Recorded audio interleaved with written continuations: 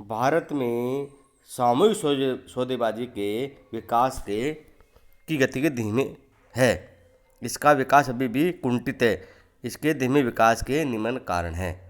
यानी भारत में सामूहिक सौदेबाजी के विकास के कारण, धीमे विकास के कारण, पहला, सुदृढ़ श्रम संघों का अभाव।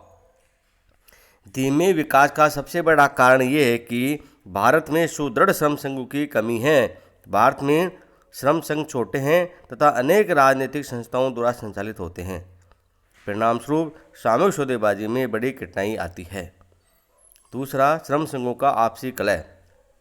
श्रम संघों में आपसी कलह एवं प्रतिद्वंद्विता पाई जाती है। इससे भी भारत में सामूहिक सौदेबाजी का विकास धीमी गति से हुआ है। तीसरा, अशिक्षित सदस्य। भारत में श्रम संघों के सदस्य अशिक्षित है, अतः वे सामूहिक सौदेबाजी की तकनीक में विशेष रुचि नहीं लेते हैं। उन्हें सौदेबाजी कला भी नहीं आती है। नेक्स्ट, वैयक्तिक अनुबंधों की प्रधानता। भारत में आज भी वैयक्तिक रूप से औद्योगिक अनुबंधों की प्रधानता है, अतएव सामूहिक सौदेबाजी संभव नहीं है। नेक्स्ट, पक्षकारों की अनभिज्ञता।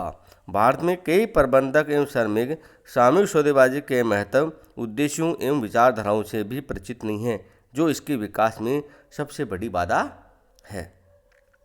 नेक्स्ट, अनिवार्य पंच निर्णय या हबी निर्णयादेश पर अधिक बल। भारत में अनिवार्य हबी निर्णयादेश पर प्रारंभ से अधिक बल दिया जाता रहा है, अतः सामूहिक सौदेबाजी का भारत में विकास हाल के कुछ वर्षों में हुआ है। नेक्स्ट, प्रबंधकों की तानाशाही प्रवृत्ति। भारत में कुछ प्रबंधक आज भी प्रजातंत्रात्मक आधार पर प्रबंध करना नहीं चाहते हैं। वे अपने मनमानी एवं हठधर्मिता से कार्य करना चाहते हैं। ऐसे प्रबंधक श्रमिकों को किसी प्रकार का अधिकार नहीं देना चाहते, इसलिए भी सामूहिक सौदेबाजी का विकास एक सीमा तक नहीं हो पाया है। पारस्परिक विश्वास एवं सद्भाव का अभाव। पारस्परिक विश्वास एवं सद्भाव का अभाव। भारत में सेवा योजकों एवं श्रमिकों में पारस्परिक विश्वास एवं सद्भाव का अभाव पाया जाता है। उनमें आदान प्रदान या जोखने जुखाने की भावना का भी अभाव है। फलतः सामूहिक सौदेबाजी का विकास नहीं हो पाता है। श्रम प्रबंध में अच्छे संबंधों का अभाव। भारत में कई श्रमिकों एवं प्रबंधकों में अच्छे संबंध नहीं पाए जाते हैं। वे एक दूसरे को प्रतिद्वंदी समझते हैं। इस स्थिति में एक साथ बैठकर बातचीत की पहल करना बहुत ही कठिन है। अब है इन सामूहिक सौदेबाजी के विकास के लिए सुझाव। Suggestion for growth of collective bargaining in India. Bharat में सामूहिक सौदेबाजी कुछ ही संस्थाओं तक ही सीमित है। इसके विकास की आवश्यकता है। हम इसके विकास के लिए निम्नलिखित सुझाव दे सकते हैं। पहला, सुदृढ़ श्रम संघ, साउंड ट्रेड यूनियंस। सामूहिक सौदेबाजी की प्राथमिक आवश्यकता सुदृढ़ श्रम संघ है।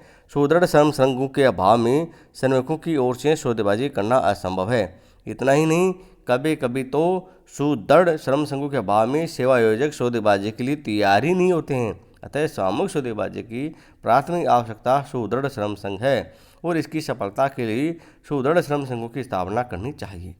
दूसरा, श्रम संघ सौदेकारी एजेंट को मान्यता, रिकॉग्नाइजेशन टू ट्रेड यूनियन और बार्गेनिंग एजेंट। सौदेबाजी करने के लिए प्रतिनिधि श्रम संघ या सौदाकारी एजेंट को मान्यता देनी चाहिए। इस हेतु इनके मान्यता के नियमों को निर्धारित करना चाहिए। प्रजातांत्रिक कार्यविधि को स्वीकार करना, acceptance to the democratic procedures. सामूहिक सौदेबाजी के विकास के लिए ये भी आवश्यक है कि संस्था के प्रबंधक प्रजातांत्रिक कार्यविधि को स्वीकार करें। कुछ प्रबंधक अधिक न्यायवादी प्रवृत्ति के होते हैं, वहाँ पर सामूहिक सौदेबाजी विकसित नहीं हो पाती है। पक्षकारों के दृष्टिकोण में परिवर्तन, रीओरिएंटेशन ऑफ आउटलुक। सामूहिक सौदेबाजी के विकास के लिए महत्वपूर्ण आवश्यकता यह भी है कि दोनों पक्षकार को एक दूसरे के महत्व एवं योगदान को स्वीकार करना चाहिए, तब सामूहिक सौदेबाजी का विकास गतिशील रह सकता है। श्रमिकों को शिक्षण और प्रशिक्षण, education and training to workers. सुदृढ़ सामूहिक सौदेबाजी के लिए ये भी एक आवश्यकता है कि श्रमिकों के शिक्षण एवं प्रशिक्षण की पर्याप्त व्यवस्था की जाए। भारत में श्रमिकों को प्रशिक्षण देकर श्रम संघों के प्रति भावनाओं को बदला जा सकता है और सौदेबाजी करने योग्य बनाया जा सकता है। भारत में श्रमिकों की शिक्षा के लिए प्रयास किए गए हैं, किंतु अभी भी आवश्यकता है। सौदेबाजी का निश्चित क्षेत्र, डिफाइंड स्कोप ऑफ बार्गेनिंग। सामूहिक सौदेबाजी किन किन मामलों पर हो सकेगी, इसे पहले ही निश्चित कर लेना चाहिए। प्रारंभ में सौदेबाजी के क्षेत्र को सीमित रखकर बाद में आवश्यकता अनुसार इसमें वृद्धि की जा सकती है।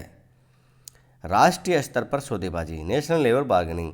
भारत में सामूहिक सौदेबाजी अभी तक एक संयंत्र स्तर तक ही अधिक होती है, किंतु वेतन, मजदूरी, सेवा की शर्तों में समानता लाने के लिए राष्ट्रीय स्तर पर सौदेबाजी को प्रोत्साहित करना चाहिए। सेवा आयोजकों के सुदृढ़ संगठन, एम्प्लॉयर्स स्ट्रॉन्ग ऑर्गेनाइजेशन। राष्ट्रीय स्तर पर सौदेबाजी को प्रोत्साहित करने के लिए सेवा आयोजकों के भी सुदृढ़ संगठन होने चाहिए, जिससे सभी संस्थाओं में सामूहिक अनुबंध को लागू किया जा सके। विस्तृत सामूहिक अनुबंध, कॉम्प्रहेंसिव कलेक्टिव एग्रीमेंट। सामूहिक सौदेबाजी में विस्तृत बातों को सम्मिलित करना चाहिए। प्राय राष्ट्रीय स्तर पर होने वाले सामूहिक अनुबंधों में प्रांतीय या स्थानीय स्तर की समस्याओं पर प्रकाश नहीं डाला जाता है, अतः जहां आवश्यक हो राष्ट्रीय स्तर के अनुबंधों में प्रांतीय या स्थानीय स्तर की समस्याओं के लिए भी प्रावधान करने चाहिए। सरकारी नीतियों का समावेश, इनकॉर्पोरेशन ऑफ गवर्नमेंट पॉलिसीज। सामूहिक अनुबंधों की सफलता के लिए ये भी आवश्यक है कि सरकार की नीतियों का सामूहिक अनुबंधों में समावेश कर लिया जाए। ऐसा करने से अनुबंध स्थायी प्रकृति से बनते हैं। अनुवर्तन, फॉलोअप। सामूहिक अनुबंधों की सफलता के लिए ये भी आवश्यक है ये भी एक सुझाव दिया जाता है कि सामूहिक सौदेबाजी के बाद उसका ध्यानपूर्वक अनुवर्तन किया जाए। अनुबंधों में रही कमियों को उसके नवीनीकरण के समय दूर कर दिया जाना चाहिए। संदेशों का आदान प्रदान, सामूहिक सौदेबाजी की सफलता के लिए भी आवश्यक है कि संबंधित सभी पक्षकारों से सौदेबाजी के संबंध में आवश्यक संदेशों का आदान प्रदान किया जाए। संदेशों के आदान प्रदान से सौदेबाजी में तय की गई बातों के संबंध में भ्रम या गलतफहमी पैदा नहीं हो पाती है। इस प्रकार ये भारत में सामूहिक सौदेबाजी को प्रोत्साहित करने के लिए या उसके विकास को गति देने के लिए कुछ सुझाव है जिनका ध्यान में रखा जाना आवश्यक है। अब है प्रबंध में कर्मचारियों की सहभागिता, वर्कर्स पार्टिसिपेशन इन मैनेजमेंट। आधुनिक विश्व में जहाँ स्वतंत्रता एवं प्रजातंत्र का नारा गूंज रहा है, सदियों की दासता की बेड़ियाँ टूट रही है, ऐसी स्थिति में उद्योग में श्रमिकों को परतंत्र एवं दास बनाकर रखना कहाँ तक उचित है। श्रमिक एक मानव है, उनकी अपनी अमान्यताएं विचार हैं, वह स्वतंत्र जीवन व्यतीत करना चाहता है तथा प्रजातांत्रिक वातावरण में रहना चाहता है। प्रबंध में कर्मचारियों की सहभागिता की विचारधारा समय की इस पुकार का प्रति उत्तर है। सहभागिता की विचारधारा, the concept of participation. Participation है क्या? सहभागिता की विचारधारा मूलतः मानवीय समन विचारधारा से संबंधित है। इस विचारधारा ने श्रमिकों को उद्योग में मानवोचित स्थान प्रदान करने का बेड़ा उठाया है। ये विचारधारा उद्योग में प्रजातांत्रिक प्रबंध की स्थापना कर कर्मचारियों को प्रबंध के निर्णयों में सम्मिलित करने का प्रयास करती है। सहभागिता शब्द का प्रयोग विभिन्न व्यक्ति विभिन्न रूपों में करते हैं। प्रबंधक इसका तात्पर्य निर्णय से पूर्व कर्मचारियों से सामूहिक विचार विमर्श, जॉइंट कंसल्टेशन से लगाते हैं। कर्मचारी इसी सह निर्णय को डिसीजन या को डिटरमिनेशन के रूप में समझते हैं, जबकि प्रशासक एवं विशेषज्ञ इसका अर्थ निर्णय के अंतिम अधिकार या दायित्व के बिना श्रम का प्रबंधकों के साथ सहयोग से लगाते हैं। इस प्रकार शब्द की परिभाषा विभिन्न आधारों पर की गई है, अतः सर्वप्रथम हम इस शब्द को स्पष्ट रूप से समझ लेना चाहिए। कुछ परिभाषाएं उनके आधार पर अपन इसकी परिभाषा को स्पष्ट कर सकते हैं, इसका क्या अर्थ है। पहला है प्रोफेसर डेल एस बीच के अनुसार सहभागिता एक ऐसा शब्द है जो उस प्रक्रिया को व्यक्त करता है जिसमें लोग अपनी संस्था तथा कार्यों को प्रभावित करने वाले समस्याओं के समाधान के लिए विचार प्रकट करते हैं। लोग कुछ सीमा तक निर्णय में अपने प्रभाव का उपयोग करते हैं। सहभागिता में किसी व्यक्ति या समूह के अहम तथा कार्य दोनों सम्मिलित है। इसमें किसी व्यक्ति का केवल शारीरिक सहयोग ही सम्मिलित नहीं है, बल्कि उसका संगठन के मामलों में मानसिक एवं भावनात्मक योगदान भी शामिल है। दूसरी परिभाषा है मेहतराज के अनुसार, उद्योग में सहभागिता की विचारधारा का तात्पर्य किसी औद्योगिक संगठन के कर्मचारियों द्वारा अपने प्रतिनिधियों के माध्यम से प्रबंध के विभिन्न उचित स्तरों पर संपूर्ण प्रबंध के क्षेत्र की क्रियाओं में निर्णय के अधिकार में हिस्सा बटाना है। वालपोल के अनुसार,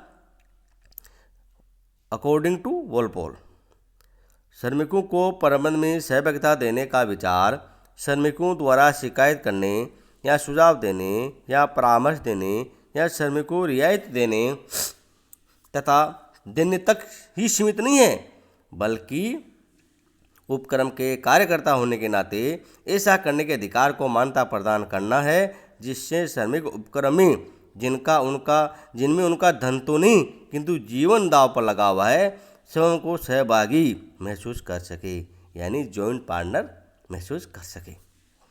इस प्रकार स्पष्ट है कि सहभागिता का तात्पर्य उस व्यवस्था से है जिसमें कर्मचारियों को संगठन एवं प्रबंध के विभिन्न स्तरों पर लिए जाने वाले निर्णयों की प्रक्रिया में सम्मिलित किया जाता है। निर्णय की प्रक्रिया में सम्मिलित करने का रूप कुछ भी हो सकता है। उन्हें संगठित संगठन के निचले स्तरों पर या क्रमशः ऊपरी स्तरों पर या उच्चतम स्तर पर भी सम्मिलित किया जा सकता है, किंतु जब भी किसी भी स्तर पर निर्णय की प्रक्रिया में कर्मचारियों को सम्मिलित किया जाएगा, उसी सहभागिता ही कहा जाएगा। सहभागिता सर्वोच्च प्रबंध के स्तर पर अर्थात संचालन मंडल में भी दी जा सकती है, जबकि दूसरी ओर मध्यम वर्गीय या निम्न वर्गीय प्रबंध में भी दी जा सकती है। इन विभिन्न स्तरों पर बनने वाले उत्पादन समिति, सुरक्षा समिति, विभागीय समिति, कार्य समिति, संयुक्त समिति, संयुक्त प्रबंध परिषद के द्वारा सहभागिता दी जा सकती है। सहभागिता किसी एक स्तर या सभी स्तरों पर भी दी जा सकती है। हाँ, इतना अवश्य है कि सहभागिता की मात्रा में प्रत्येक स्तर पर अंतर आ सकता है। इस संबंध में ये बात भी ध्यान रखनी चाहिए कि सहभागिता की प्रकृति में क्षेत्र, श्रमिकों की योग्यता, अनुभव, आदत, स्थिति, कार्य की प्रकृति आदि से प्रभावित होगी। सहभागिता की विचारधारा का विकास विभिन्न देशों में विभिन्न परिस्थितियों के परिणाम स्वरूप हुआ है, अतः इसी भिन्न भिन्न देशों में भिन्न भिन्न नामों से पुकारा जाता है। इस विचारधारा को संयुक्त राज्य America, United state of America में संघ प्रबंध सहयोग कहा जाता है, यानी यूनियन मैनेजमेंट कोऑपरेशन। फ्रांस में श्रम प्रबंध सहयोग, लेबर मैनेजमेंट कोऑपरेशन, तथा इंग्लैंड तथा स्वीडन में संयुक्त या विचार विमर्श, जॉइंट कंसल्टेशन, और जर्मनी में सह निर्धारण, को डिटरमिनेशन, तथा यूगोस्लोवाकिया में कर्मचारी प्रबंध, वर्कर्स मैनेजमेंट के नाम से जाना जाता है। किंतु इन सब की विचारधारा के लक्ष्यों में कोई अंतर नहीं है। हाँ, इतना अवश्य है कि विचारधारा के लक्ष्यों को प्राप्त करने के लिए अलग अलग साधनों का प्रयोग करते हैं। प्रबंध में श्रमिक सहभागिता के उद्देश्य। प्रबंध में सहभागिता के उद्देश्य। Objective of participation in management. कर्मचारियों को प्रबंध में सहभागिता देने के अनेक उद्देश्य हो सकते हैं। कुछ सामाजिक, कुछ आर्थिक, कुछ मानसिक, कुछ राजनीतिक उद्देश्य भी हो सकते हैं। अनेक विद्वानों ने इन उद्देश्यों को स्पष्ट करने का प्रयास किया है। भारत के योजना आयोग, प्लानिंग कमीशन ऑफ इंडिया के अनुसार कर्मचारियों को प्रबंध में सहभागिता देने के निम्नलिखित उद्देश्य हैं। पहला, कर्मचारियों, उपक्रमों तथा समुदाय के सामान्य लाभ के लिए उत्पादन में वृद्धि करना। दूसरा, कर्मचारियों को संस्था के संचालन में उनकी स्थिति तथा उत्पादन विधियों से पूर्ण रूप से अवगत करवाना, तथा कर्मचारियों की आत्म अभिव्यक्ति की उत्कंठा को शांत करना, जिससे उद्योग शांति, अच्छे उद्योग संबंध में सहयोग स्थापित किया जा सके। अब है वीजी मेहतराज के अनुसार श्रमिकों को सहभागिता देने के 3 प्रमुख उद्देश्य होते हैं: आर्थिक उद्देश्य, मानसिक उद्देश्य और सामाजिक उद्देश्य। आर्थिक उद्देश्य में क्या होगा? जो अधिक उत्पादन में योगदान देते हैं। मानसिक उद्देश्य, जिनसे मनुष्य को पूर्ण मान्यता दी जाती है तथा मानवीय तत्व के महत्व को स्वीकार किया जाता है और जिसके परिणामस्वरूप संस्था के सामान्य संचालन में सुधार होता है। और सामाजिक उद्देश्य, जिनसे देश में उद्योग शांति स्थापित की जाती है। डॉक्टर भावातोष साहू ने भी प्रबंध में सहभागिता के उद्देश्यों को ज्ञात करने के लिए एक सर्वेक्षण किया था।